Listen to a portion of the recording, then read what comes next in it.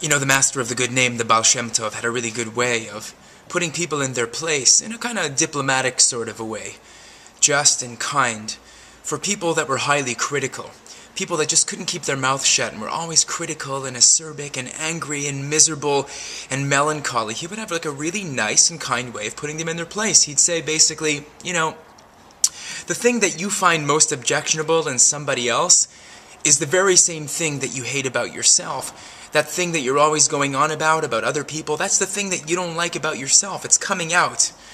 For example, if you criticize somebody as being a gossip, a big mouth, a big yenta, you basically are the same kind of person yourself. You're just expressing it as a criticism of somebody else, but it's really within you.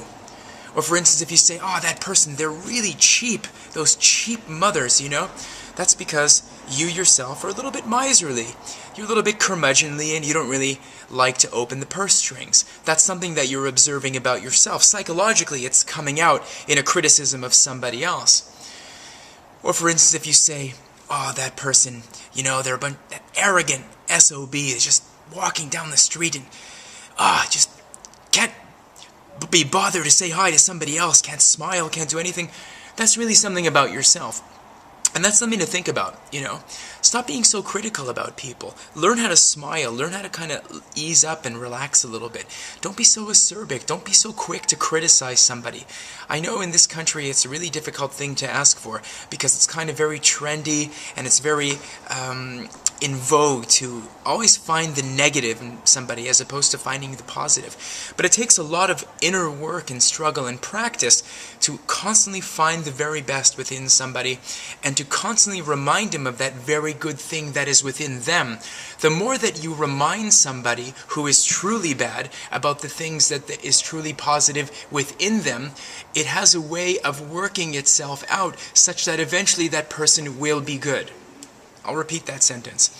If you're always being critical of somebody, you're reinforcing the negative characteristics in that person. But if you conversely, focus on the very, minute positives in that person, you are psychologically having an effect within that person, causing them to reinforce the positive lesson. And in fact, you will achieve a complete 180 degrees in their behavioral patterns.